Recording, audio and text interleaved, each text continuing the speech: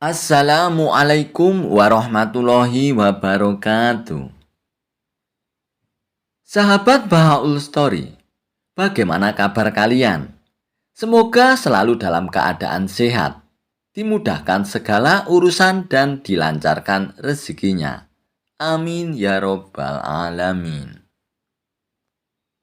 Kisah lucu Abu Nawas dan kabar kiamat datang esok hari. Dikisahkan, Abu Nawas memiliki hewan peliharaan. Di samping memiliki keledai sebagai tunggangannya, Abu Nawas juga memelihara seekor kambing yang sangat gemuk dan besar. Dan tak pernah terlintas di benak Abu Nawas untuk menyembelih kambingnya. Ia pun lebih menyukai kambingnya sebagai hewan peliharaan. Pada suatu hari, kawan-kawan Abu Nawas datang berkunjung ke rumah Abu Nawas. Saat memasuki halaman rumah Abu Nawas, mereka pun melihat kambing peliharaan Abu Nawas yang diikat di samping rumah Abu Nawas. Abu Nawas pun menyambut hangat kawan-kawannya itu. Dan setelah selesai ngobrol, salah satu dari kawannya pun berkata kepada Abu Nawas, "Hei Abu Nawas, kamu hebat ya, punya kambing yang gemuk dan sehat. Bagaimana kalau kita berpesta dan sembelih saja kambingmu itu?" usul kawan Abu Nawas. "Ya, aku setuju, dagingnya pasti enak dan lezat," timpal kawan Abu Nawas yang satunya. Mendengar perkataan teman-temannya, Abu Nawas pun mencoba untuk mengelak. "Kambingku belum terlalu gemuk dan belum begitu besar," kata Abu Nawas untuk beralasan. Bagaimanapun Abu Nawas sangat menyayangi kambingnya. Ia tidak sampai hati kalau sampai kambingnya disembelih. "Hei Abu Nawas, apa kamu tidak dengar kabar kalau besok akan kiamat? Kambingmu itu juga tidak akan bertambah gemuk lagi Abu Nawas," kata teman Abu Nawas. "Ya Abu Nawas, besok akan kiamat. Kita sembelih saja kambingmu," sahut teman yang lainnya. Mereka pun terus saja mendesak Abu Nawas agar bersedia menyembelih kambing kesayangannya. Abu Nawas pun mulai kesal mendengar perkataan teman-temannya yang memaksa. "Baiklah, kalau begitu, besok kita adakan pesta di pantai. Kambingnya kita sembelih dan kita bakar di pantai. Lalu dagingnya kita makan sama-sama," tutur Abu Nawas. Keesokan harinya, Abu Nawas dan teman-temannya pun berangkat menuju sebuah pantai. Setibanya di sana, Abu Nawas pun berkata, "Kalian bersenang-senang dulu, biar aku yang akan memasaknya," ucap Abu Nawas. Mendengar itu, teman-temannya pun kegirangan dan mereka pun segera melepas baju untuk berenang di tepian pantai. Saat mereka tengah berenang di pantai, diam-diam Abu Nawas pun mengambil baju-baju mereka. Abu Nawas pun mulai menyembelih kambing dan mengulitinya. Lalu ia pun membakar semua baju temannya untuk memanggang kambing tersebut. Selesai berenang, teman-teman Abu Nawas pun kebingungan mencari bajunya. "Hei Abu Nawas, kamu melihat baju kami ya?" tanya teman Abu Nawas. "Tadi waktu kesini aku lupa membawa kayu bakar. Dan sebagai gantinya aku bakar baju kalian untuk memanggang daging kambing ini," ujar Abu Nawas. "Kamu gila ya Abu Nawas? Masa kami nanti pulang dalam keadaan telanjang?" ucap mereka. "Percayalah padaku, kalian sudah tidak akan membutuhkan baju lagi. Karena kata kalian, hari ini akan kiamat bukan?" timpal Abu Nawas. Teman-teman Abu Nawas pun hanya bisa bengong mendengar jawaban Abu Nawas. Mereka tak mungkin memarahi Abu Nawas karena yang dilakukan Abu Nawas akibat perkataan mereka sendiri. Setelah selesai makan daging kambing tersebut, mereka pun terpaksa pulang tanpa memakai baju. Dan di sepanjang perjalanan, mereka pun sangat malu dan ditertawakan oleh para warga yang melihat mereka. Abu Nawas pergi sholat Jumat di hari Kamis. Suatu ketika, Abu Nawas memandikan keledai kesayangannya. Abu Nawas sangat menyayangi keledainya meskipun keledainya tersebut sangatlah lamban. Keledai kesayangannya sudah terlihat bersih. Abu Nawas pun kemudian segera berkemas dan bergegas untuk bepergian. Dia pun pergi dengan menunggangi keledainya. Keledai Abu Nawas pun sangat lelet sekali, namun Abu Nawas tidak mempermasalahkannya. Saking lambannya, keledai milik Abu Nawas ini pun berjalan 1 kilometer harus ditempuh berjam-jam lamanya. Di tengah perjalanan, Abu Nawas bertemu dengan teman lamanya. "Hei Abu Nawas, kamu mau kemana?" tanya kawan Abu Nawas. "Aku hendak sholat Jumat di kampung tetangga," sahut Abu Nawas. Mendengar jawaban Abu Nawas, kawannya itu pun terheran-heran dan mentertawakannya. "Hahaha, loh, ini kan masih hari Kamis Abu Nawas," ujar temannya dengan heran. "Iya, aku tahu kawan. Tapi keledaiku ini sangatlah istimewa. Dia lamban sekali kalau berjalan. Aku akan sangat bersyukur kalau besok keledaiku ini tiba tepat pada waktunya," jawab Abu Nawas. Mendengar jawaban Abu Nawas, membuat temannya itu pun melongo karena perilaku Abu Nawas yang konyol. Namun, kalau dipikir-pikir, memang benar juga. Dijebak raja, Abu Nawas harus bertelur. Baginda Raja masih penasaran ingin mengalahkan argumen Abu Nawas. Maka dirancang siasat Abu Nawas harus bertelur. Siasat ini diatur sedemikian rupa agar Abu Nawas harus bertelur seperti ayam. Kata Baginda Raja, "Pokoknya jebakan agar Abu Nawas harus bertelur ini tidak boleh gagal." Baginda sudah sangat yakin siasatnya kali ini akan berhasil. Abu Nawas yang selalu memiliki argumen saat dikerjai memang membuat geram raja. Raja ingin sekali sosok Abu Nawas ini bisa dipermalukan. Baginda Raja memiliki kebiasaan setiap akhir pekan berendam di kolam air hangat. Para menterinya selalu menemani di kolam rendam sambil berdiskusi ringan. Ide menjebak Abu Nawas harus bertelur juga saat Baginda Raja berendam di air hangat ini. Kata Baginda Raja, "Akhir pekan nanti, kita akan mengundang Abu Nawas turut berendam bersama. Nanti kalian semua datang lebih awal. Siapkan telur ayam di dalam kolam," kata Baginda Raja. "Nanti saya akan perintahkan semua yang bersama kita di kolam rendam harus bisa bertelur. Bagi yang tidak bisa akan dihukum." Begitu Baginda Raja mengatur siasatnya. Para menteri pun tertawa mendengar siasat Baginda Raja.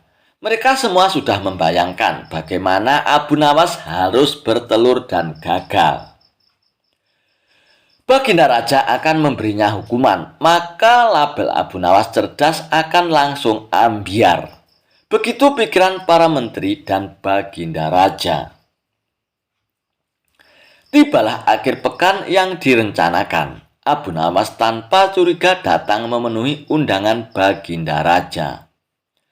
Seperti yang sudah direncanakan, para menteri dan Baginda Raja sudah datang lebih dulu mempersiapkan telur dan menaruhnya di dalam kolam rendam air hangat. Setelah semua berkumpul, Baginda Raja memberikan pengumuman. "Sekarang ini aku perintahkan semua yang ikut berendam di kolam air hangat harus bisa bertelur," kata Baginda Raja. Abu Nawas pun tersentak mendengar pengumuman Baginda Raja. Dia pun mulai mencium gelagat yang tidak beres. Baginda Raja pun melanjutkan, jika ada di antara kita yang tidak bisa bertelur, akan diberi hukuman. Para menteri yang hadir tidak ada yang membantah. Mereka serempak menjawab, baiklah Paduka, kami akan laksanakan. Abu Nawas pun makin yakin ada muslihat buruk. Dirinya sudah masuk jebakan Baginda Raja. Menurut akal sehat batin Abu Nawas, mana ada manusia yang bisa bertelur. Tetapi karena Baginda Raja yang bertitah, tentu tidak bisa dibantah. Abu Nawas berpikir sangat keras untuk lolos dari jebakan ini. Sementara para menteri satu persatu masuk ke dalam kolam rendam air hangat. Mereka menyelam agak lama dan muncul ke permukaan dengan membawa telur. Paduka, kami sudah laksanakan titah Paduka. Kini kami sudah bertelur, lapor para menteri itu satu persatu. Baginda melirik ke arah Abu Nawas yang kebingungan. Wajah Abu Nawas tampak pucat pasi. Melihat itu, Baginda pun senang sekali. Kemudian Baginda Raja pun turun ke kolam rendam air hangat itu. Menyelam sesaat kemudian muncul dengan membawa telur. Hai Abu Nawas, semua sudah bisa bertelur. Sekarang giliranmu Abu Nawas. Harus bertelur. Ayo, atau kamu akan aku beri hukuman nanti, teriak Baginda Raja. Abu Nawas pun perlahan masuk ke dalam kolam air hangat itu. Dia belum menyelam, hanya memainkan air saja, membasahi dadanya. Abu Nawas sedang berpikir memecahkan jebakan Baginda Raja ini, terutama agar selamat dari hukuman. Dan akhirnya Abu Nawas pun menyelam sambil terus berpikir. Agak lama ia menyelam sampai mulai sesak dan memutuskan muncul ke permukaan. Begitu Abu Nawas muncul ke permukaan kolam, semua tertawa senang sekali. Kali ini Abu Nawas kena pedaya. Selain itu, julukan orang cerdik yang selalu ada jawaban kalau ditantang Baginda Raja akan ambyar ataupun hancur. Muslihat Baginda Raja akan membuat Abu Nawas dihukum karena gagal bertelur. Baginda juga terlihat paling senang. Idenya berhasil membuat Abu Nawas tidak berdaya. Abu Nawas, mana telurmu? Teriak Baginda Raja tidak sabar.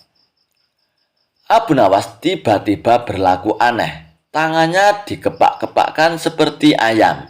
Lalu dia berkokok meniru ayam jantan. Kukuruyuk, kukuruyuk, kukuruyuk. Baginda Raja pun tersentak heran melihat kelakuan aneh Abu Nawas. Maaf Paduka, saya tidak bisa bertelur, jawab Abu Nawas sambil kembali berkokok. Kukuruyuk. Kenapa? Berarti kamu akan dihukum tegas Baginda Raja. Saya merasakan diri saya ini ayam jantan Paduka. Jadi tidak mungkin bertelur. Hanya ayam betina saja yang bisa bertelur Baginda, ujar Abu Nawas sambil mengepak-ngepakkan kedua tangannya dan berkokok lagi. Kukuruyuk, kukuruyuk, kukuruyuk. Baginda Raja pun dan para menteri seperti ditampar keras oleh jawaban Abu Nawas. Baginda Raja pun bergegas mengambil pakaian dan beranjak tanpa berkata-kata lagi. Jebakan untuk Abu Nawas yang harus bertelur tak disangkanya gagal total. Malah dirinya dipermalukan, disamakan dengan ayam betina. Para menterinya juga mengikuti pergi meninggalkan Abu Nawas yang masih berkokok berkukuruyuk meledek mereka. Kisah Abu Nawas mengambil mahkota dari surga. Tidak seperti biasanya, hari itu Baginda Raja tiba-tiba ingin menyamar menjadi rakyat biasa. Beliau ingin menyaksikan kehidupan rakyat di luar istana tanpa sepengetahuan siapapun. Agar lebih leluasa bergerak, Baginda mulai keluar istana dengan pakaian yang amat sederhana, layaknya seperti rakyat jelata. Di sebuah perkampungan, beliau melihat beberapa orang berkumpul. Setelah Baginda Raja mendekat, ternyata seorang ulama sedang menyampaikan kuliah tentang alam barzah. Tiba-tiba ada seorang yang datang dan bergabung di situ. Ia bertanya kepada ulama itu, "Kami menyaksikan orang kafir pada suatu waktu dan mengintip kuburannya. Tetapi kami tidak mendengar mereka berteriak. Tidak pula melihat penyiksaan-penyiksaan yang katanya sedang dialaminya. Maka bagaimana cara membenarkan sesuatu yang tidak sesuai dengan yang dilihat mata?" tanya orang itu. Ulama itu berpikir sejenak, kemudian ia pun berkata, "Untuk mengetahui yang demikian itu harus dengan panca indera yang lain. Ingatkah kamu dengan orang-orang yang sedang tidur? Dia kadangkala bermimpi dalam tidurnya digigit ular, diganggu dan sebagainya. Ia juga merasakan sakit dan takut ketika itu, bahkan memekik dan keringat bercucuran pada keningnya. Dan ia pun merasakan hal semacam itu, seperti ketika mereka tidak tidur. Sedangkan engkau yang duduk di dekatnya menyaksikan keadaan seolah-olah tidak ada apa-apa. Padahal apa yang dilihat serta dialaminya adalah dikelilingi ular-ular. Maka jika masalah mimpi yang remeh saja sudah tidak mampu mata lahir melihatnya, mungkinkah engkau bisa melihat apa yang terjadi di alam barzah?" jelas sang ulama. Baginda Raja pun terkesan dengan penjelasan ulama itu, dan Baginda pun masih ikut mendengarkan kuliah tersebut. Kini ulama itu melanjutkan kuliahnya tentang alam akhirat. Dan dikatakan bahwa di surga tersedia hal-hal yang amat disukai nafsu, termasuk benda-benda. Salah satunya benda-benda itu adalah mahkota yang amat luar biasa indahnya. Tak ada yang lebih indah dari barang-barang di surga karena barang-barang itu tercipta dari cahaya. Saking indahnya, maka satu mahkota jauh lebih bagus dari dunia dan isinya. Baginda Raja pun makin terkesan. Lalu beliau pun pulang kembali ke istana. Sesampainya di istana, Baginda Raja sudah tidak sabar lagi ingin menguji kemampuan Abu Nawas. Akhirnya, Baginda Raja pun memerintahkan menterinya untuk memanggil Abu Nawas menghadapnya. Setelah Abu Nawas menghadap Baginda Raja pun bertitah, "Aku menginginkan engkau sekarang juga berangkat ke surga, Abu Nawas. Kemudian bawakan aku sebuah mahkota surga yang katanya tercipta dari cahaya itu. Apa engkau sanggup, Abu Nawas?" "Sanggup, Paduka yang mulia," kata Abu Nawas langsung menyanggupi tugas yang mustahil dilaksanakan itu. Tetapi Baginda Raja harus menyanggupi pula satu syarat yang akan hamba ajukan, kata Abu Nawas dengan percaya diri. "Sebutkan syarat itu, Abu Nawas," kata Baginda Raja. "Hamba mohon, Baginda Raja menyediakan pintunya agar hamba bisa memasukinya," kata Abu Nawas. "Pintu apa itu, Abu Nawas?" tanya Baginda Raja belum mengerti. "Pintu alam akhirat, Paduka yang mulia," jawab Abu Nawas.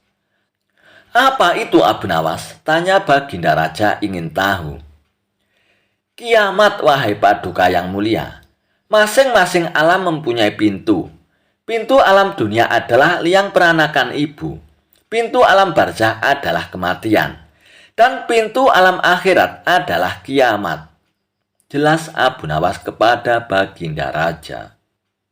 Surga berada di alam akhirat. Bila Baginda masih tetap menghendaki hamba mengambil sebuah mahkota di surga, maka dunia harus kiamat terlebih dahulu, lanjut Abu Nawas. Mendengar penjelasan Abu Nawas, Baginda Raja pun terdiam.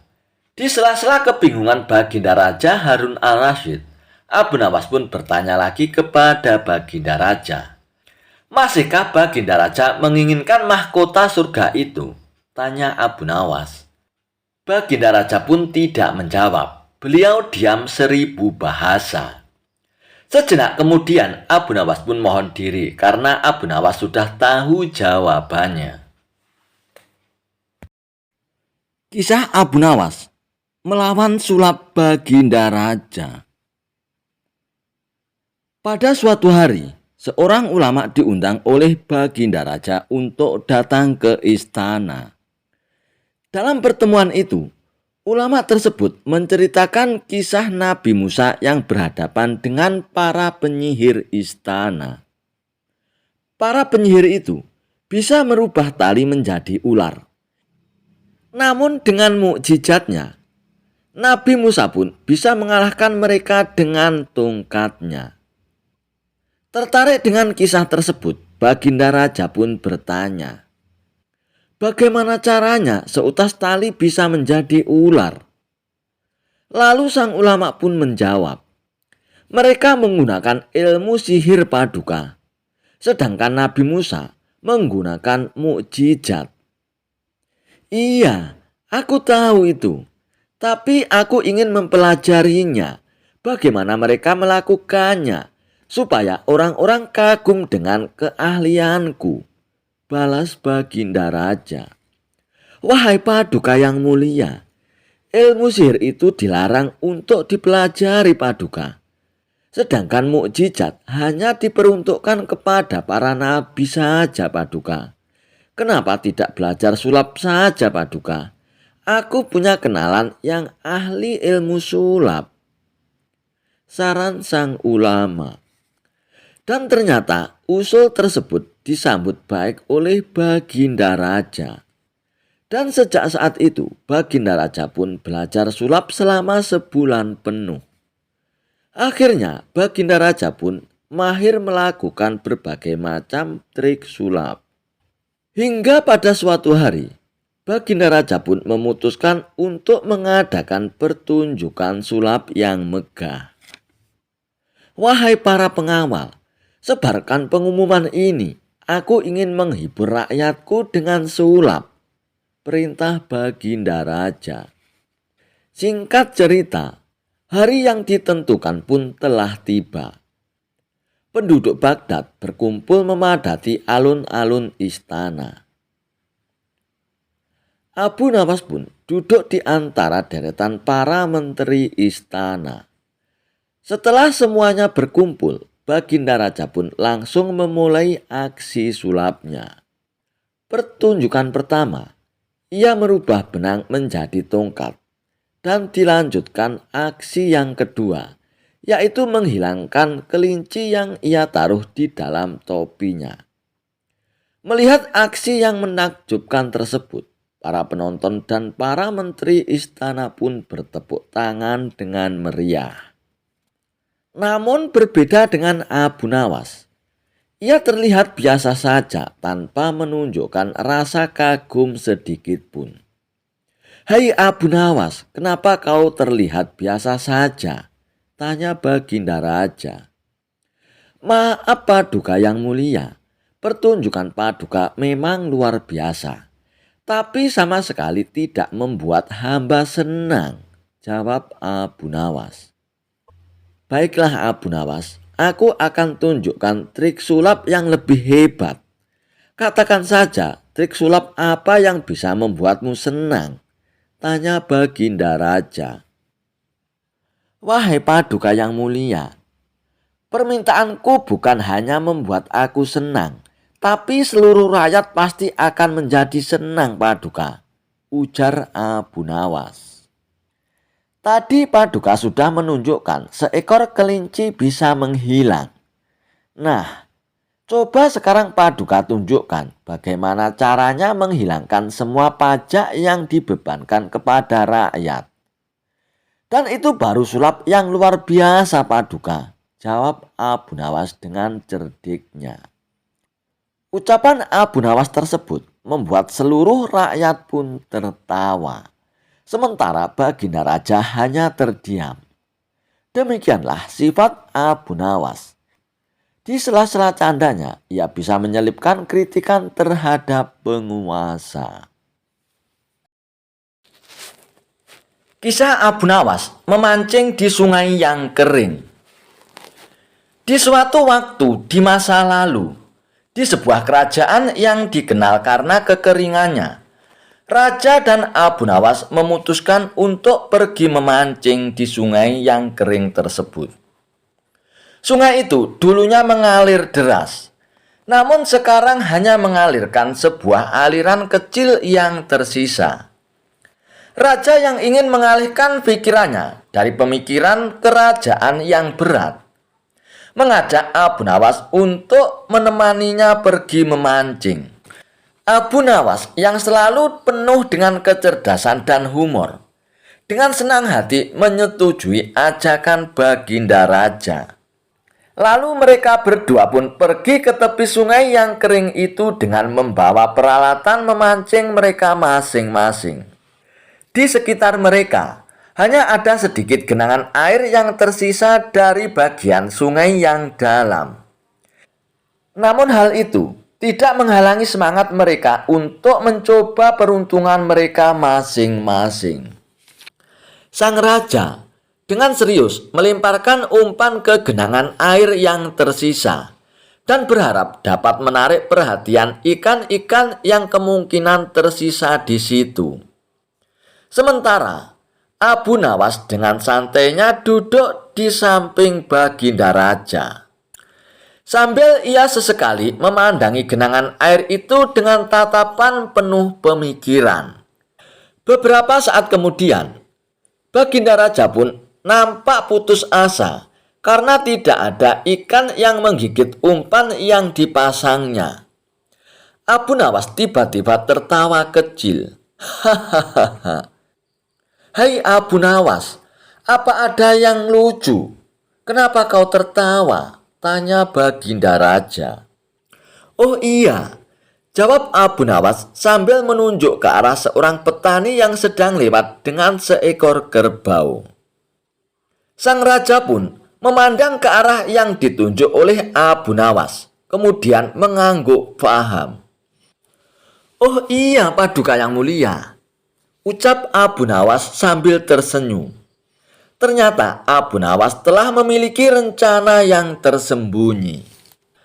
Lalu Abu Nawas pun mendekati petani itu dan meminta bantuannya untuk menggali beberapa lubang kecil di sekeliling genangan air tersebut. Dengan cepat, petani itu pun setuju dan dengan penuh semangat, ia pun mulai menggali lubang-lubang kecil di sekitar genangan air tersebut. Sementara itu, Abu Nawas dan Baginda Raja memperhatikan proses ini dengan penuh antisipasi. Ketika lubang-lubang kecil itu selesai digali, air pun mulai mengalir dengan lambat memasuki lubang-lubang kecil tersebut dari genangan yang tersisa. Tidak butuh waktu yang lama, ikan-ikan kecil pun mulai berdatangan dan mengejar air yang mulai mengalir memasuki ke dalam lubang-lubang kecil itu. Baginda Raja dan Abu Nawas pun dengan cepat memancing ikan yang telah tertangkap di dalam lubang kecil tersebut. Baginda Raja pun sangat senang dengan hasilnya. Kau memang cerdas, Abu Nawas.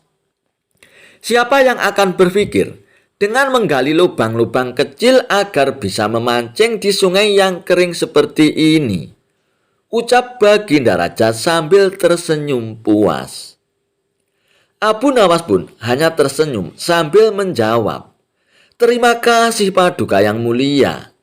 Kreativitas dan kerjasama memang bisa mengatasi tantangan apapun, bahkan sungai yang tampaknya kering sekalipun.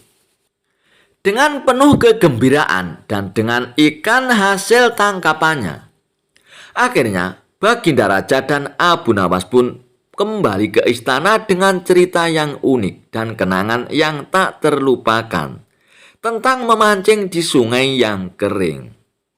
Mereka pun mendapatkan pelajaran bahwa di balik setiap kesulitan pasti ada peluang untuk menemukan solusi yang kreatif dan efektif.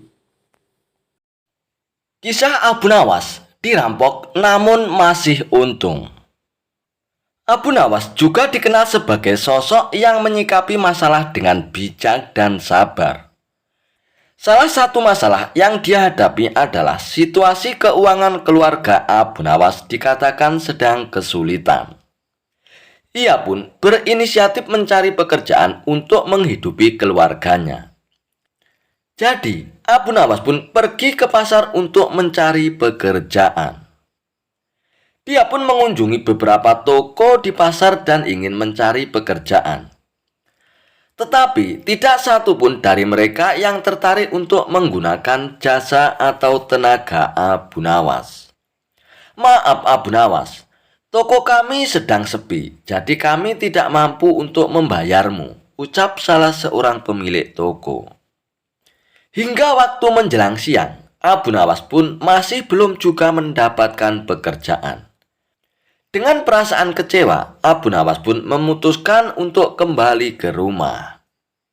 Ketika tengah menyusuri jalanan yang sepi, tiba-tiba kakinya terantuk sesuatu.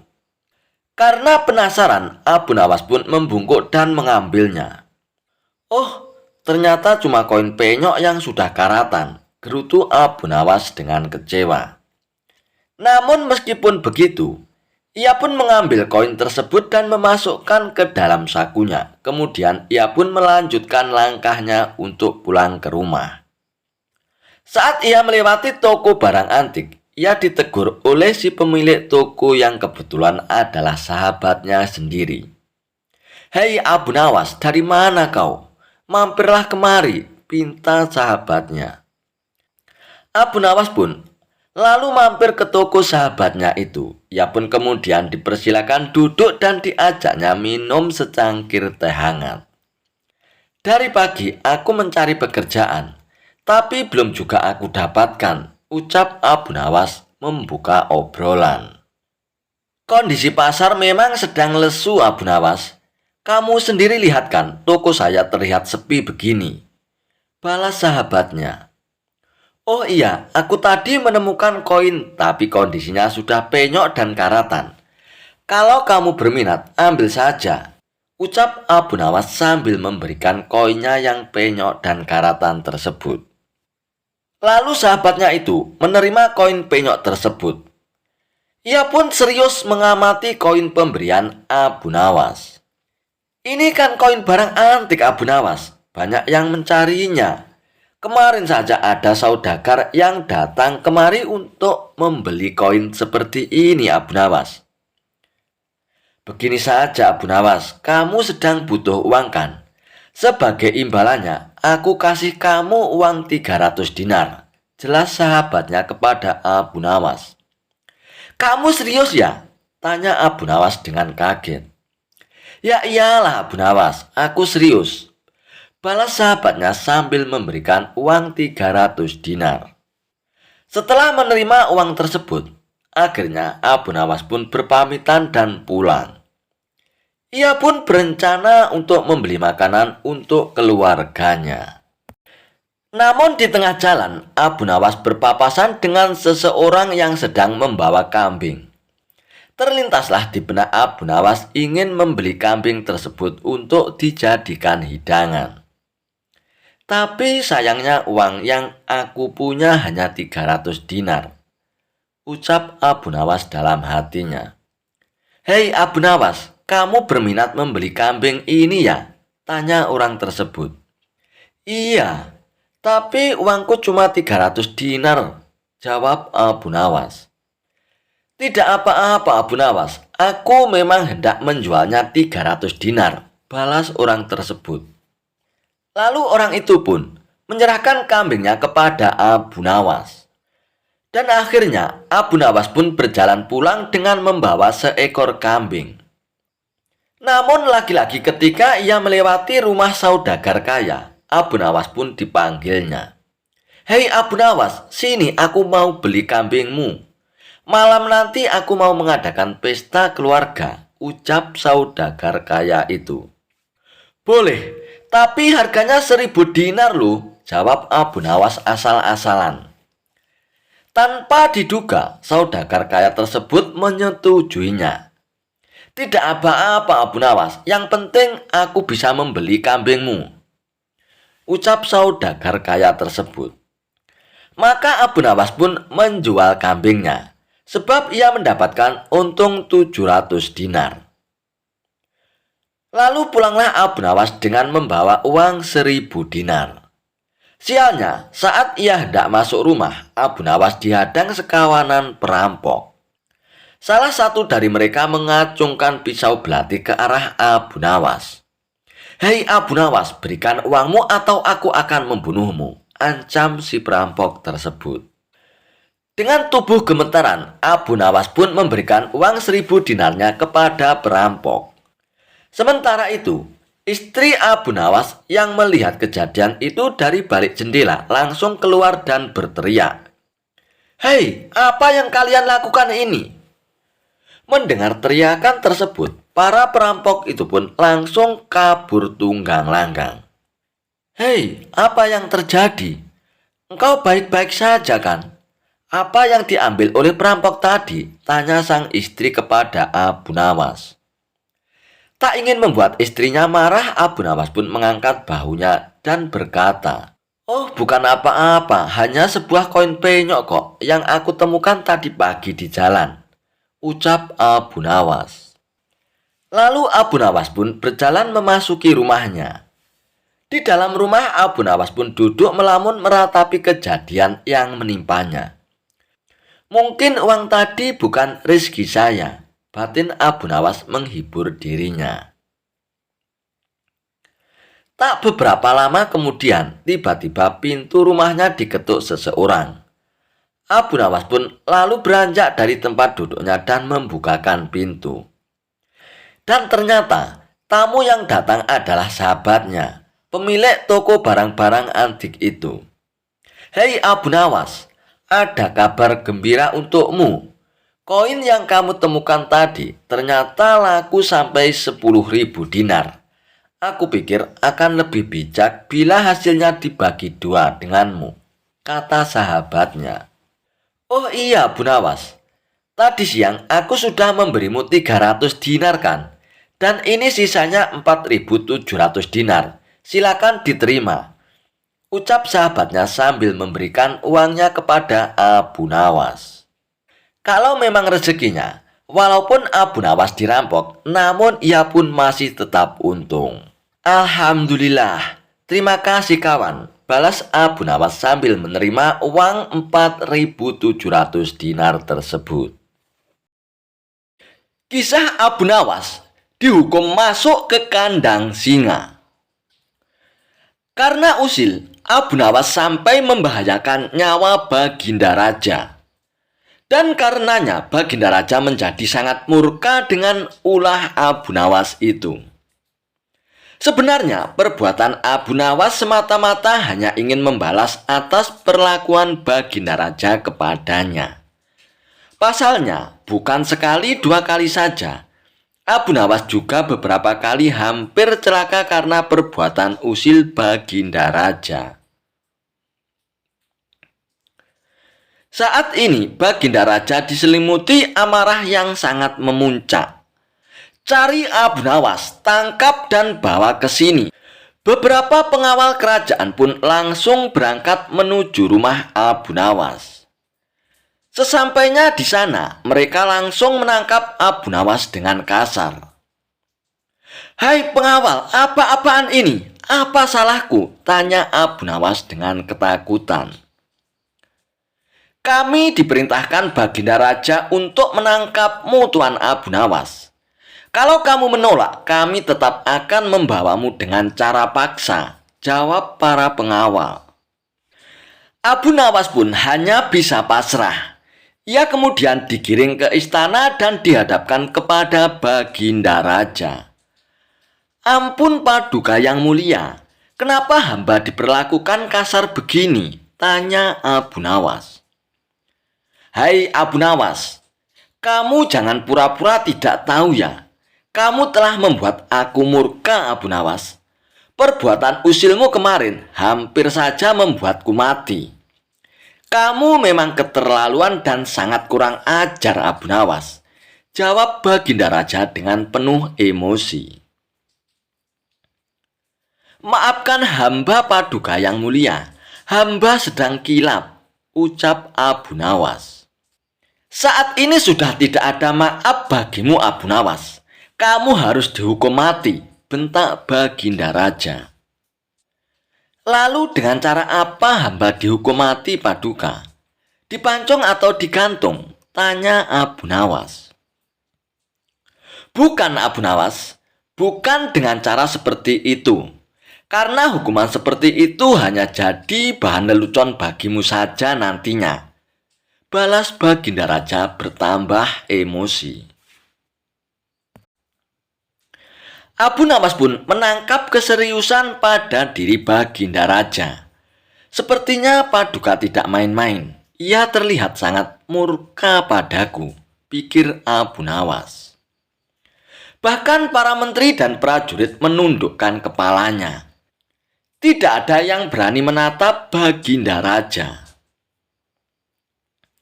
Hai pengawal, masukkan Abu Nawas ke kandang singa, teriak Baginda Raja memecah keheningan. Para menteri dan segenap prajurit terkejut mendengar perintah Baginda Raja. Karena walau bagaimanapun, Abu Nawas adalah sosok yang baik. Sering berjasa mengungkap kasus-kasus di dalam istana yang sulit terpecahkan. Mereka tidak sampai hati melihat Abu Nawas tewas mengenaskan diterkam singa buas. Akan tetapi, karena ini adalah titah Baginda Raja, tidak ada seorang pun yang berani untuk menentangnya. Lalu tiba-tiba seorang penasihat istana pun berkata, Ampun Paduka yang mulia, apakah tidak berlebihan hukuman yang diberikan kepada Abu Nawas? Bukankah lebih baik bila Abu Nawas dihukum penjara saja? Ujar penasihat istana coba membela Abu Nawas. Kalau kau tidak suka dengan keputusanku, kau boleh ikut Abu Nawas masuk ke dalam kandang singa, penasihat, hardik Baginda Raja. Sang penasihat istana pun hanya terdiam. Ia tidak berani untuk membantah Paduka Raja. Sementara Abu Nawas pun tertunduk lesu mendengar keputusan tersebut. Tubuhnya langsung lemas dan gemetaran. Namun ketika hendak dimasukkan ke kandang singa, Abu Nawas pun berkata, Ampun Paduka yang mulia, hamba ikhlas menerima hukuman ini, dan hamba sudah pasrah. Tapi berilah waktu hamba 3 bulan. Hamba ingin agar di akhir kematian disibukkan oleh amal ibadah. Mendengar permintaan Abu Nawas, sejenak Baginda Raja pun terdiam. Tidak beberapa lama kemudian, Baginda Raja pun berkata, Baiklah Abu Nawas, aku kabulkan permintaanmu. Tapi selama itu pula, kamu harus hidup dalam penjara dan kamu dilarang menemui keluargamu. Abu Nawas pun menyetujui syarat tersebut.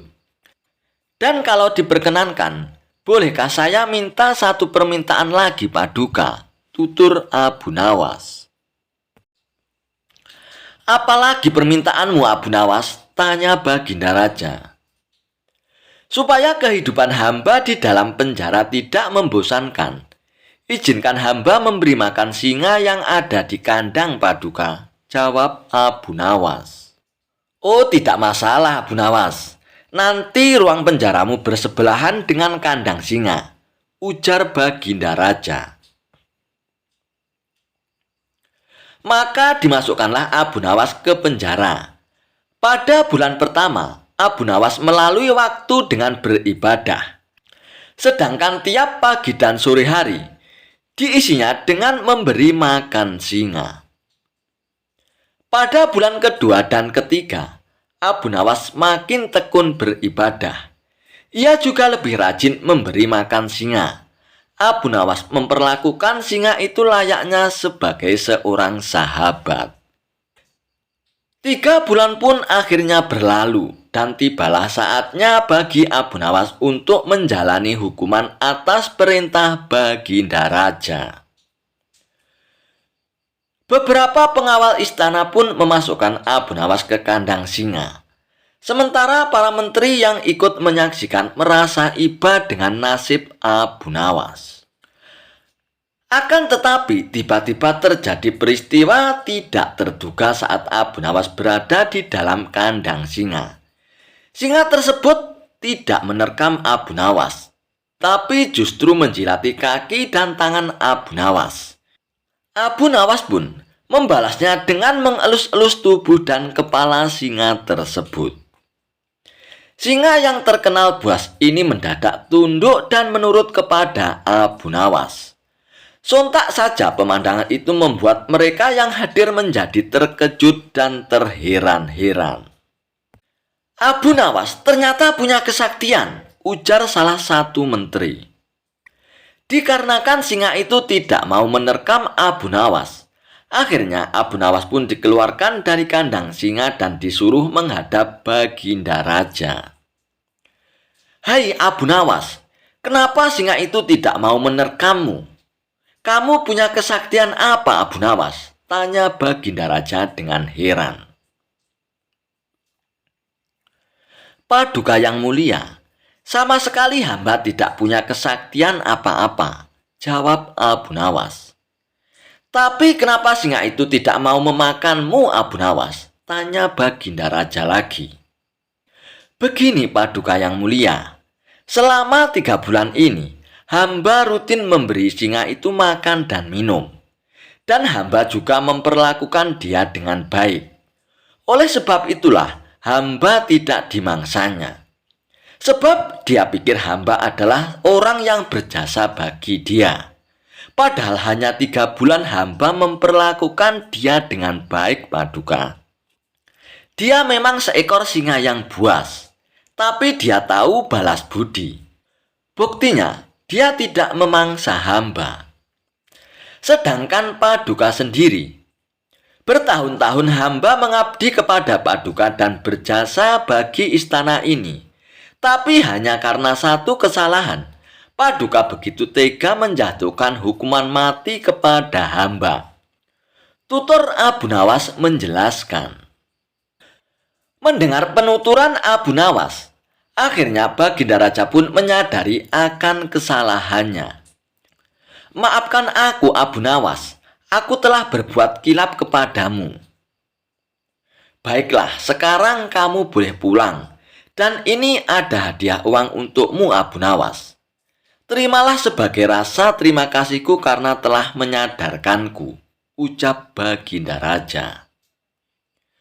Berkat kecerdikannya, Abu Nawas pun akhirnya kembali lolos dari hukuman mati.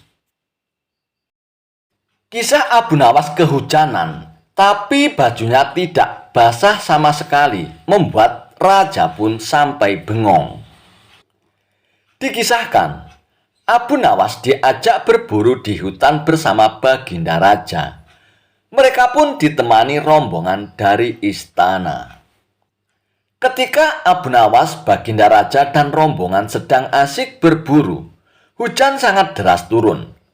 Mereka langsung basah kuyup karena kuda yang ditunggangi tidak bisa berlari dengan kencang. Cerita lucu Abu Nawas memang tidak pernah bosan untuk disimak. Kali ini soal sosok humoris itu dan kuda lambat atau cepat di tengah guyuran hujan. Berawal ketika Raja Harun Ar-Rasyid memerintahkan Abu Nawas ikut berburu hewan buas beruang di hutan. Abu Nawas tak bisa mengelak titah raja meskipun harus diakui sangat takut kepada beruang. Raja dan pengawalnya sudah memprediksi bahwa hari-hari berburu akan dilalui dengan guyuran hujan deras. Tidak mau pakaian basah kuyup, raja dan para pengawalnya menunggangi kuda yang larinya cepat. Sedangkan Abu Nawas hanya dipasrahi kuda yang lambat. Tetapi raja dan para pengawalnya heran ketika melihat pakaian Abu Nawas tetap kering. Sedangkan raja dan para pengawalnya pun basah kuyup. Padahal Abu Nawas hanya menunggangi kuda lambat yang tidak mungkin bisa menembus guyuran hujan untuk mencapai tempat berteduh terdekat. Seketika itu, raja bertitah kepada para pengawalnya untuk menggunakan kuda yang lambat seperti yang dipakai Abu Nawas, supaya pakaian tidak basah kuyup. Benar saja, hari kedua berburu menuju lokasi, hujan turun lebih deras dari hari pertama. Tetapi raja dan pengawalnya pun tetap basah kuyup. Tidak seperti apa yang terjadi pada diri Abu Nawas. Dengan kuda yang lebih cepat, Abu Nawas sampai di lokasi tempat dahulu. Tentu dengan pakaian yang tetap kering, raja dan pengawalnya keheranan dan penasaran. Sebenarnya apa yang telah dilakukan Abu Nawas agar pakaian tetap kering dari guyuran hujan? Terus terang Abu Nawas, bagaimana caramu menghindari hujan? Tanya sang raja. Mudah tuanku yang mulia, kata Abu Nawas sambil tersenyum. Sedangkan aku dengan kuda yang cepat tidak sanggup mencapai tempat berteduh terdekat. Apalagi dengan kuda yang lambat ini, keluh raja. Hamba sebenarnya tidak melarikan diri dari hujan yang mulia, jelas Abu Nawas. Lalu apa yang kamu lakukan? Tanya raja lebih penasaran. Begitu hujan turun, hamba secepat mungkin melepas pakaian hamba dan segera melipatnya. Lalu hamba mendudukinya, Paduka. Ini hamba lakukan sampai hujan berhenti, ungkap Abu Nawas. Mendengar jawaban Abu Nawas, sang raja pun hanya tersenyum dan menggeleng-gelengkan kepala. Seakan ia mengakui kecerdikan Abu Nawas. Suatu hari, Baginda Raja Harun Ar-Rasyid merasa geram dengan sikap Abu Nawas. Pasalnya, beberapa kali Abu Nawas sudah membuat dirinya malu di depan para pejabat kerajaan. Dan akhirnya muncul rasa dendam di hati Baginda Raja.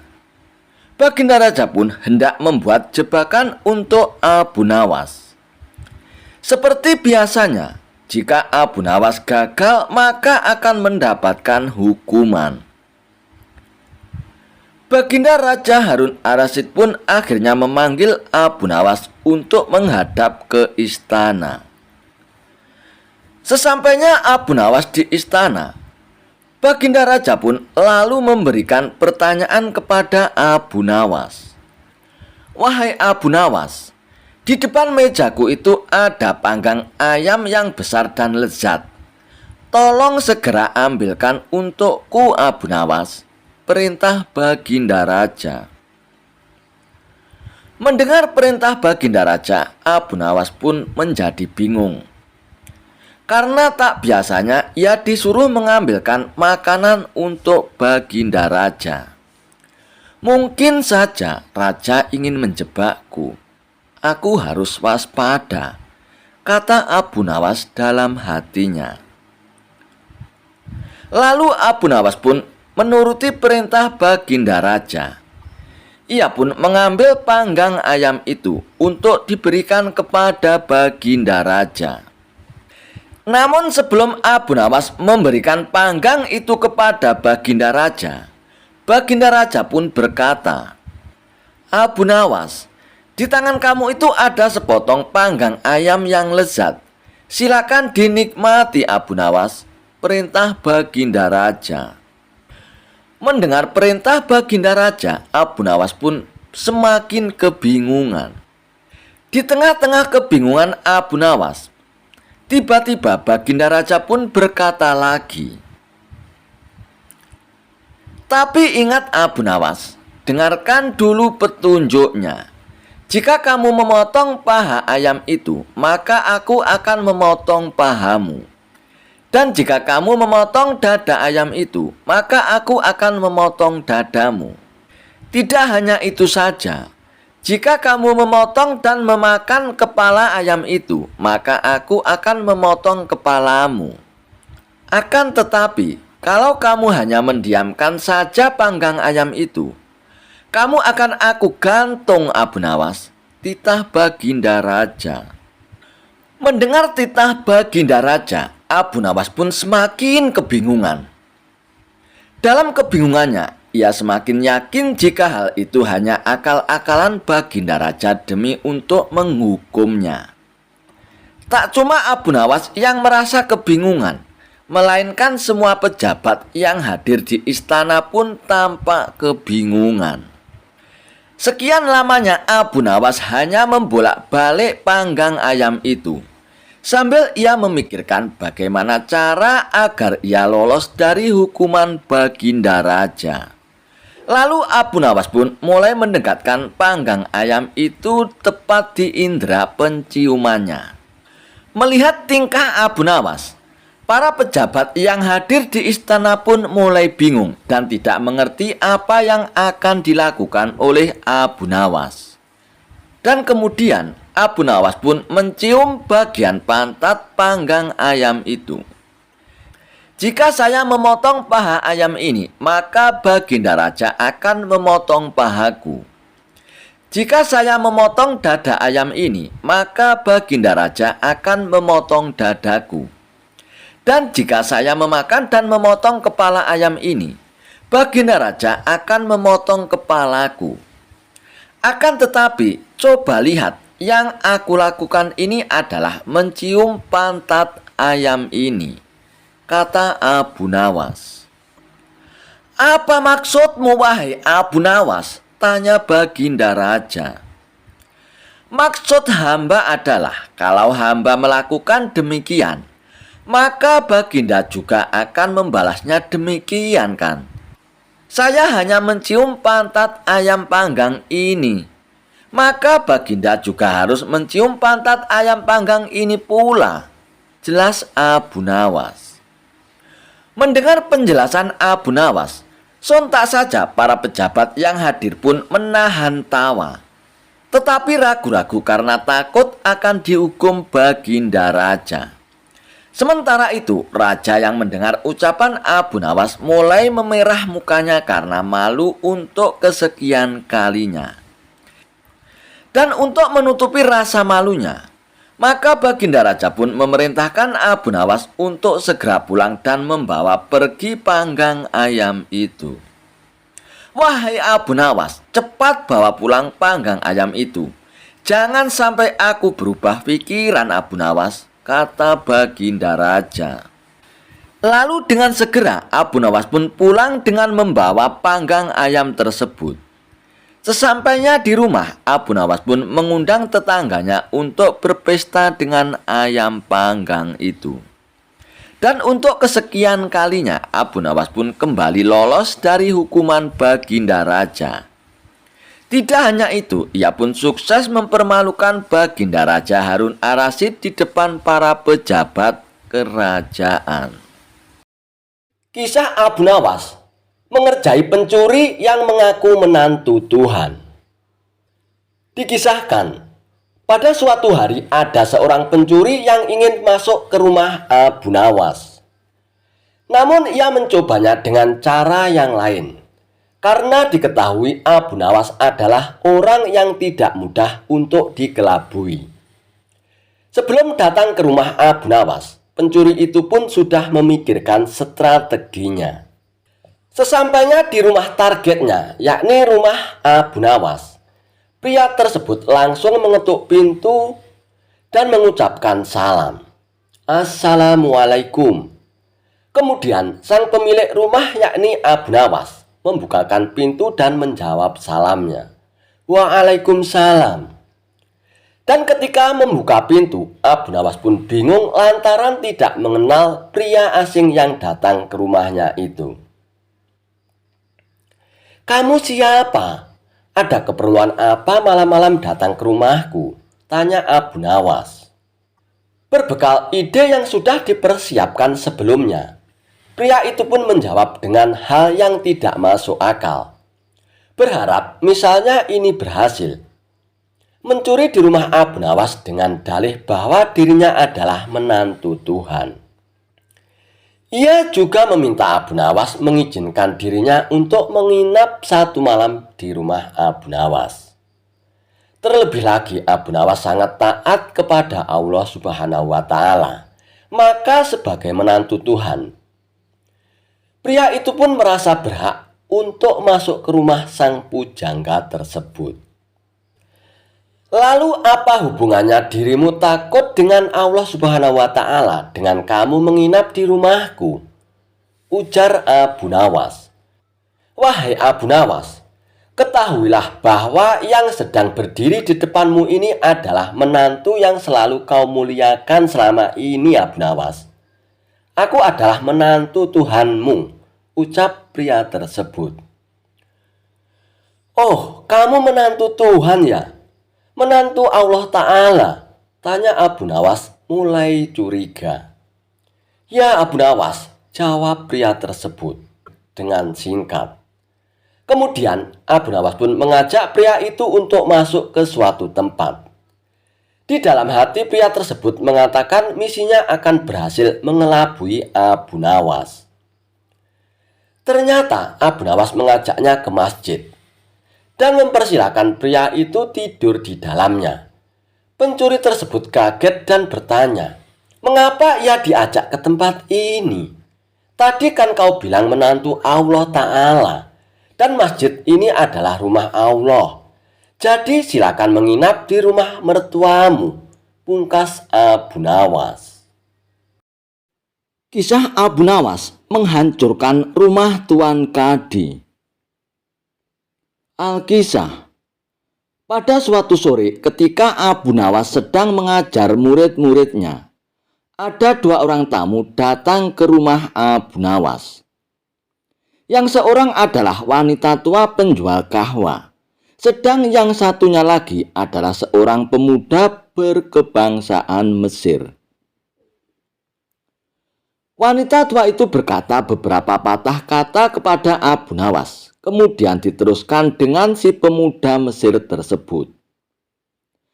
Setelah mendengar pengaduan mereka, Abu Nawas pun menyuruh murid-muridnya untuk menutup kitab mereka. Sekarang kalian pulanglah. Ajak teman-teman kalian datang kepadaku pada malam hari nanti, sambil membawa cangkul, penggali, kapak, dan martil, serta batu. Perintah Abu Nawas kepada murid-muridnya. Murid-murid Abu Nawas pun merasa heran. Namun mereka begitu patuh kepada Abu Nawas. Mereka merasa yakin gurunya selalu membuat kejutan dan berada di pihak yang benar. Pada malam harinya, mereka pun datang ke rumah Abu Nawas dengan membawa peralatan yang diminta oleh Abu Nawas. Hai kalian semua, pergilah malam ini untuk merusak rumah Tuan Kadi yang baru itu, kata Abu Nawas kepada murid-muridnya. Hah? Untuk merusak rumah Tuan Kadi yang baru itu? Gumam semua murid-murid Abu Nawas dengan keheranan. Ya, kalian jangan ragu, laksanakan saja perintah gurumu ini, kata Abu Nawas untuk menghapus keraguan murid-muridnya. Barang siapa yang mencegahmu, jangan kau pedulikan. Terus saja hancurkan rumah Tuan Kadi yang baru itu. Jika ada yang bertanya, katakan saja bahwa aku yang menyuruh kalian. Dan jika ada yang mencegah kalian, kalian pukul saja mereka dan lempari dengan batu. Lanjut Abu Nawas. Lalu para murid-murid Abu Nawas pun bergerak ke arah rumah Tuan Kadi yang baru. Layaknya para demonstran, mereka berteriak-teriak untuk menghancurkan rumah Tuan Kadi. Orang-orang kampung merasa keheranan melihat kelakuan mereka. Lebih-lebih ketika tanpa basa-basi, mereka langsung merusak rumah Tuan Kadi. Orang-orang kampung pun ingin mencegah perbuatan mereka. Namun karena jumlah murid-murid Abu Nawas yang terlalu banyak, maka orang-orang kampung pun tak berani untuk mencegahnya. Melihat banyak orang merusak rumahnya, Tuan Kadi pun segera keluar dan bertanya kepada mereka, "Hai kalian semua, siapa yang menyuruh kalian merusak rumahku?" tanya Tuan Kadi dengan marah. "Guru kami yang menyuruhnya, Tuan Abu Nawas," jawab mereka dengan serentak. Dan habis menjawab pertanyaan Tuan Kadi, mereka pun bukannya berhenti, malah terus menghancurkan rumah Tuan Kadi hingga rumah itu pun roboh dan rata dengan tanah. Tuan Kadi pun hanya bisa marah-marah karena tak ada orang yang berani membelanya. "Dasar Abu Nawas penghasut, orang gila dia. Besok pagi aku akan melaporkannya kepada Baginda Raja," umpat Tuan Kadi dengan ketus. Keesokan harinya, Tuan Kadi pun mengadukan kejadian itu kepada Baginda Raja. Sehingga Abu Nawas pun dipanggil untuk menghadap ke istana. Setelah Abu Nawas menghadap Baginda Raja, ia pun ditanya perihal kejadian tersebut. "Hei Abu Nawas, apa sebabnya kau merusak rumah Tuan Kadi ini?" tanya Baginda Raja. "Wahai Paduka yang mulia, hamba merusak rumah Tuan Kadi. Sebabnya adalah pada suatu malam hamba bermimpi bahwasanya Tuan Kadi menyuruh hamba untuk merusak rumahnya. Sebab rumah itu tidak cocok lagi baginya. Ia menginginkan rumah yang lebih bagus lagi. Dan karena mimpi itulah maka hamba merusak rumah Tuan Kadi, Paduka," jawab Abu Nawas. "Hei Abu Nawas, bolehkah hanya karena mimpi sebuah perintah untuk dilakukan? Hukum dari negeri mana yang kau pakai itu, Abu Nawas?" tanya Baginda Raja dengan geram. "Hamba juga memakai hukum Tuan Kadi yang baru ini, Paduka," kata Abu Nawas dengan tenang. Mendengar perkataan Abu Nawas, seketika wajah Tuan Kadi pun menjadi pucat. Ia pun terdiam 1000 bahasa. "Hai Kadi, benarkah kau mempunyai hukum seperti itu?" tanya Baginda Raja kepada Tuan Kadi. Tuan Kadi pun tidak menjawab. Wajahnya nampak pucat, tubuhnya gemetaran karena ketakutan. "Hai Abu Nawas, jangan membuatku pusing. Jelaskan kenapa peristiwa seperti ini," perintah Baginda Raja. Lalu Abu Nawas pun menjelaskan. "Baiklah Paduka yang mulia, beberapa hari yang lalu ada seorang pemuda Mesir datang ke negeri Baghdad ini untuk berdagang sambil membawa harta yang banyak sekali, Paduka. Pada suatu malam itu ia pun bermimpi dikawinkan dengan anak Tuan Kadi ini dengan mahar yang sekian banyaknya. Ini kan hanya sebuah mimpi, Paduka.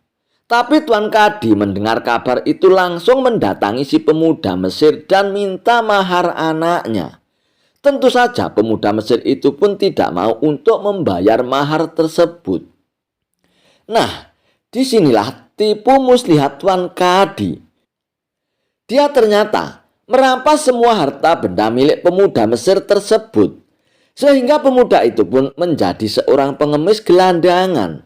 Dan akhirnya ditolong oleh seorang wanita tua penjual kahwa," kata Abu Nawas dengan tenang sambil memandang ke arah Tuan Kadi yang masih terlihat gemetaran. Mendengar penjelasan Abu Nawas, Baginda Raja pun terkejut. Dan ia pun masih belum percaya 100%. Maka ia memerintahkan Abu Nawas agar memanggil si pemuda Mesir tersebut. Namun pemuda Mesir itu pun memang sengaja disuruh oleh Abu Nawas untuk menunggu di depan istana. Jadi mudah saja bagi Abu Nawas untuk memanggil pemuda itu untuk menghadap Baginda Raja. Setelah dihadapkan kepada Baginda Raja, pemuda Mesir itu pun ditanya oleh Baginda Raja.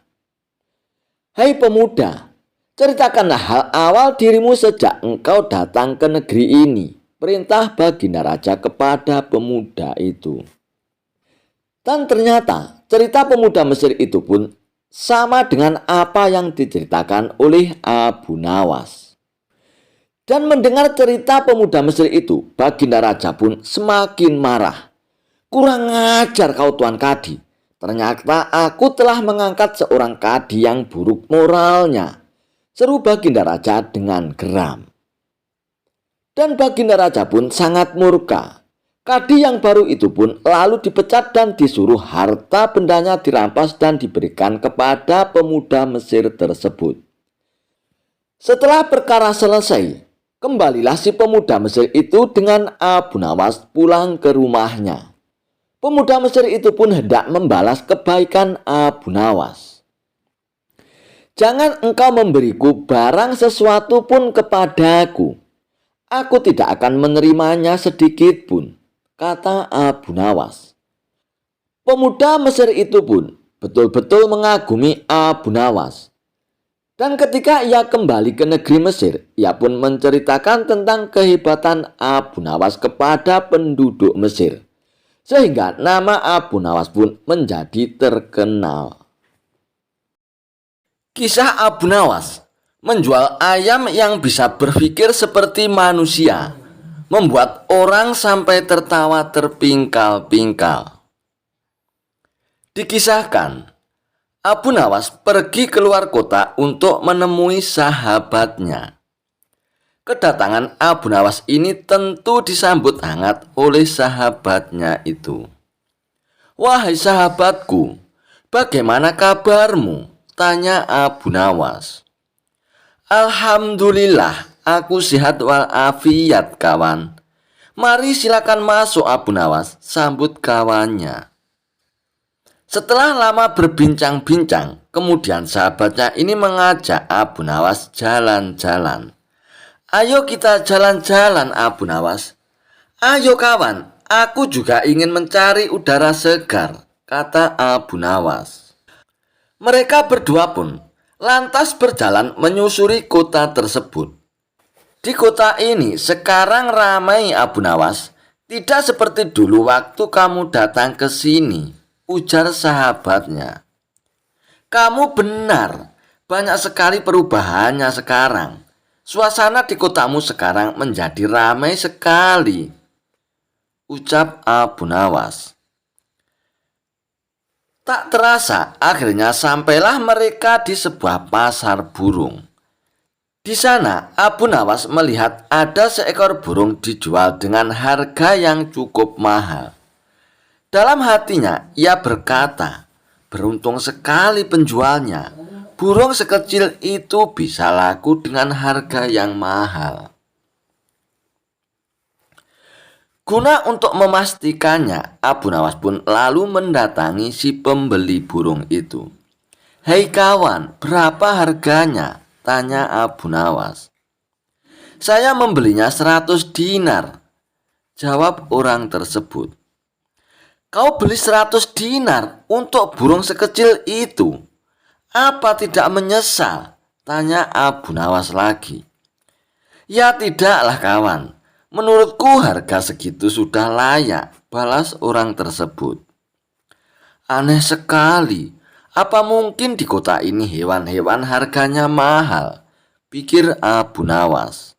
Setelah selesai jalan-jalan, Abu Nawas pun berpamitan untuk pulang kepada sahabatnya. Sesampainya di rumah, Abu Nawas pun terus memikirkan kejadian yang dilihatnya di pasar burung itu. "Aku tidak habis pikir kenapa burung sekecil itu bisa laku dengan harga yang mahal. Oh iya, bukankah aku punya seekor ayam? Kalau aku jual di sana pasti harganya akan mahal. Karena ayamku tubuhnya kan lebih besar dan lebih banyak dagingnya," pikir Abu Nawas. Keesokan harinya, Abu Nawas pun kembali berangkat menuju kota sahabatnya dengan membawa seekor ayam. Kali ini ia tidak mampir ke rumah sahabatnya, melainkan ia langsung menuju pasar hewan. Setibanya di sana, Abu Nawas pun menawarkan ayamnya kepada orang-orang dengan harga 200 dinar. "Berapa harganya, Tuan?" Tanya salah satu orang untuk membeli. Murah kawan, harganya 200 dinar saja, jawab Abu Nawas. Si pembeli itu tentu saja kaget mendengarnya. Ia pikir harganya cukup mahal. Ia pun langsung meninggalkan Abu Nawas tanpa menawarnya. Sampai waktu menjelang siang, ayam Abu Nawas pun tidak kunjung laku. Tidak ada satu orang pun yang berminat untuk membeli ayam Abu Nawas. Rata-rata mereka menawarnya hanya dengan harga 5 dinar saja. Dan hal itu membuat Abu Nawas pun kecewa. Lalu ia pun meluapkan kekesalannya kepada orang-orang di pasar. Apa-apaan ini? Kemarin aku melihat ada seekor burung bisa laku 100 dinar. Tetapi ayam milikku yang begini indah dan ukurannya jauh lebih besar malah ditawar hanya 5 dinar saja, teriak Abu Nawas. Sontak saja orang-orang pun terkejut dengan teriakan Abu Nawas. Ada apa tuan? Jangan teriak-teriak seperti itu, nanti orang-orang pada ketakutan, ujar salah seorang warga. Dan kebetulan sahabat Abu Nawas pun melintas di tempat itu. Ia pun segera menghampiri Abu Nawas. Tenanglah Abu Nawas, ada apa ini? Tanya sahabatnya. Wahai sahabatku, kemarin waktu kita jalan-jalan ke pasar ini, aku melihat seekor burung yang kecil laku dengan harga 100 dinar. Tapi kenapa ayamku yang indah dan besar ini malah hanya ditawar 5 dinar saja? Ini kan aneh, ungkap Abu Nawas. Oh, burung yang kemarin itu ya kawan. Kamu salah paham Abu Nawas. Itu bukan burung biasa. Burung itu adalah burung beo. Keistimewaan burung beo bisa bicara seperti manusia. Jadi wajar kalau harganya mahal. Dan bukan karena tubuhnya yang kecil, terang sahabatnya kepada Abu Nawas. Sejenak Abu Nawas pun terdiam. Ia pun mulai menyadari atas kekeliruannya. Akan tetapi, untuk menutupi rasa malunya, Abu Nawas pun berkata, kalau burung itu bisa bicara, ayamku ini malah bisa berpikir seperti manusia, kata Abu Nawas. Berpikir seperti manusia, maksudnya bagaimana Abu Nawas? Tanya sahabatnya dengan penasaran. Benar sekali, dia tahu mana ayam betina dan ayam jantan. Buktinya dia tidak mau mengawini ayam jantan kan? Ujar Abu Nawas. Mendengar ucapan Abu Nawas, orang-orang yang ada di pasar itu pun seketika tertawa terpingkal-pingkal. Kisah Abu Nawas mengikuti sayembara menginap 40 hari di kuburan.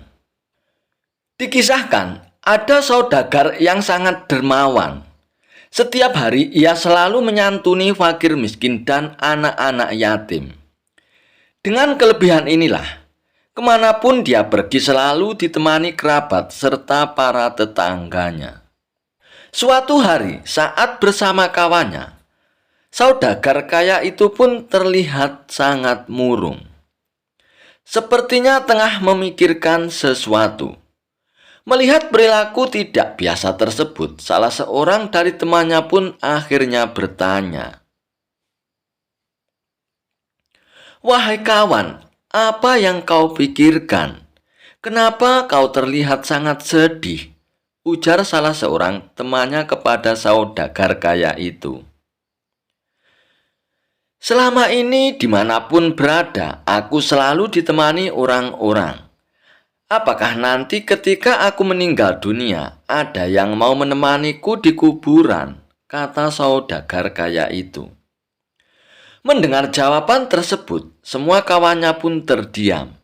Sebab mana mungkin ada yang mau menemani mayat di kuburan. Ternyata kegelisahan saudagar tersebut terus menghampirinya sepanjang hari. Akhirnya ia pun menulis surat wasiat. "Barang siapa yang mau menemaniku selama 40 hari di dalam kubur setelah aku mati nanti, Aku akan memberi warisan separuh dari harta peninggalanku. Lalu ditanyakan hal itu kepada anak-anaknya untuk menjaganya di dalam kubur nanti. Mana mungkin kami sanggup menjaga ayah, karena saat itu ayah sudah menjadi mayat. Ujar anak-anak saudagar kaya menolak permintaan orang tuanya. Keesokan harinya, saudagar kaya itu pun memanggil semua kerabat yang terdiri dari kakak dan adiknya. Namun lagi-lagi permintaan dia pun ditolak karena dianggap tidak wajar. Mana ada orang yang sanggup melakukan itu? Meskipun setengah dari hartamu diberikan, kata para kerabatnya menjelaskan. Dengan perasaan sedih, saudagar kaya tersebut pun memerintahkan ajudannya untuk mengadakan sayembara ke seluruh negeri. Barang siapa yang berani menemaninya selama 40 hari di dalam kubur saat ia meninggal, maka akan diberi setengah dari harta kekayaannya. Tidak lama dari sayembara itu pun diumumkan. Sang saudagar kaya pun akhirnya meninggal dunia. Kuburannya pun dihias megah dengan segala perlengkapan. Di saat bersamaan, Abu Nawas pun mendengar sayembara itu. Dengan tergesa-gesa, dirinya menuju rumah si saudagar kaya tersebut untuk memberitahu bahwa ia bersedia menjalani sayembara tersebut. Keesokan harinya, dikebumikanlah saudagar kaya itu. Abu Nawas pun ikut masuk ke liang lahat sambil membawa kapak berharganya yang setiap hari menemani bekerja mencari kayu bakar di hutan. Setelah seluruh pelayat pergi, hanya tersisa Abu Nawas menemani jenazah di liang lahat. Tidak lama kemudian, malaikat Munkar dan Nakir pun datang untuk bertanya kepada jenazah tersebut. Menyadari siapa yang datang, Abu Nawas pun sedikit menjauh dari mayat saudagar kaya itu. Dalam hati Abu Nawas pun berpikir sudah tiba saatnya mayat itu diinterogasi. Namun ternyata yang ditanya bukanlah mayat saudagar. Kedua malaikat itu pun malah menuju ke arah Abu Nawas. "Hai manusia, apa yang kau lakukan di sini?" ujar malaikat Munkar dan Nakir. "Aku sedang menemani mayat ini selama 40 hari untuk mendapatkan setengah harta warisannya," jawab Abu Nawas. "Apa saja yang kau miliki?" tanya kedua malaikat lagi. "Hartaku hanya kapak ini," jawab Abu Nawas. Ternyata kedua malaikat itu pun terus bertanya kepada Abu Nawas, hingga sampai kepada pertanyaan, "Di mana kau mendapatkannya?" "Aku membelinya di pasar," jelas Abu Nawas. Abu Nawas pun setiap hari ditanya seputar kapak dan pekerjaannya. Di hari ke-40, kedua malaikat itu pun datang kembali dan bertanya seputar kapak tersebut. Sebelum menjawabnya, Abu Nawas pun sudah membuka pintu kubur itu. Di luar ternyata sudah ada kerabat saudagar kaya tersebut. Abu Nawas pun berlari sambil berteriak, "Kalian ambil saja semua harta warisannya, karena aku sudah tidak mau menginginkannya." Mereka semua pun heran atas sikap Abu Nawas tersebut. Sesampainya di rumah, Abu Nawas pun berkata kepada istrinya, "Aku sudah tidak menginginkan harta warisan dari mayat itu, istriku." "Loh, kenapa kau tolak suamiku? Padahal kau kan sudah menyelesaikan tugasmu dan itu sudah menjadi hakmu," ujar sang istri. Abu Nawas pun menceritakan kepada istrinya pengalamannya di dalam kubur yang bertemu dengan malaikat Munkar dan Nakir yang terus bertanya seputar kapaknya selama 40 hari. Padahal kapak itu harta satu-satunya. Bagaimana kalau dia memiliki harta yang banyak? Berapa pertanyaan yang akan diajukan oleh malaikat Munkar Nakir nantinya? Jelas Abu Nawas kepada istrinya, Mendengar penjelasan Abu Nawas, istri Abu Nawas pun hanya mengangguk-anggukkan kepalanya. Kisah Abu Nawas selamatkan raja dengan sorban usang. Kisah Abu Nawas tak ada habisnya untuk diceritakan hingga kapanpun. Seperti pada kali ini, kisah Abu Nawas akan mengisahkan sepak terjang kecerdikan Abu Nawas dalam menyelamatkan rajanya dari rongrongan para pengkhianat. Selidik punya selidik, ternyata yang telah melakukan pengkhianatan adalah para menterinya raja sendiri. Berkat bantuan Abu Nawas, akhirnya para menteri yang berkhianat itu pun akhirnya dapat diketahui. Dan berikut kisahnya. Pada suatu hari, di kerajaan yang dipimpin oleh Raja Harun ar-Rasyid, telah terjadi huru-hara. Rakyatnya tidak lagi mendapat ketenangan seperti biasanya, karena telah terjadi penculikan dan pembunuhan yang misterius. Raja dan para prajuritnya akhirnya mengetahui bahwa huru-hara tersebut bukan datang dari musuh, namun dari dalam istana sendiri yang didalangi oleh para menteri raja sendiri.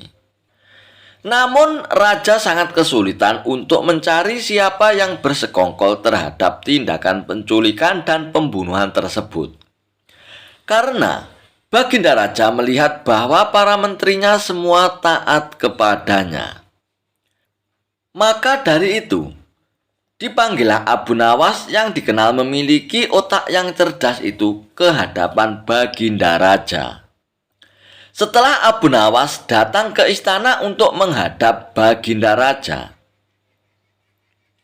Baginda Raja pun berkata, "Akhir-akhir ini aku gelisah, seolah-olah ada seseorang yang hendak mengkudeta kerajaanku. Apa ada yang salah dengan kepemimpinanku, Abu Nawas?" Tanya Baginda Raja. "Ampun beribu ampun, Baginda Raja. Apa yang bisa hamba lakukan untuk membantu Paduka yang mulia?" Tanya Abu Nawas. "Begini wahai Abu Nawas, berilah cara kepadaku untuk menguji kesetiaan para menteriku," kata raja dengan iming-iming hadiahnya. "Baiklah Paduka, berilah hamba waktu sehari saja agar bisa memikirkan caranya," ujar Abu Nawas sambil beranjak meninggalkan Baginda Raja. Setibanya di rumah, Abu Nawas berpikir keras untuk menemukan cara yang terbaik dan jitu. Karena kelelahan, Abu Nawas akhirnya tertidur dengan lelapnya. Dan pada keesokan harinya, ketika ia hendak sholat subuh, ia menemukan sorban yang berbau tidak sedap. Sorban itu memang telah lama tidak dicuci oleh istrinya. Dari situlah Abu Nawas menemukan cara jitu untuk menguji kesetiaan para menteri kerajaan. Setelah sholat subuh, Abu Nawas pun segera bergegas menuju istana kerajaan untuk menghadap Raja Harun ar-Rasyid. Abu Nawas meminta Baginda Raja untuk bersandiwara seolah-olah telah memiliki sorban sakti. Raja Harun ar-Rasyid pun setuju dan melakukan apa yang telah diperintahkan oleh Abu Nawas. Setelah itu, maka dikumpulkanlah kelima menterinya untuk menghadap Baginda Raja. Di hadapan para menteri itu, Raja mengatakan bahwa ia telah mendapat hadiah berupa sorban sakti hasil pemberian dari kerajaan lain. Dan salah satu kesaktian sorban itu adalah bisa menentukan masa depan kerajaan di masa yang akan datang. "Wahai para menteriku, bantulah aku untuk menentukan masa depan negeri ini," titah Baginda Raja. "Bagaimana caranya, wahai Baginda?" tanya salah seorang menteri. "Masing-masing dari kalian, coba ciumlah sorban hadiah ini secara bergantian. Apabila baunya wangi, maka kerajaan ini akan abadi.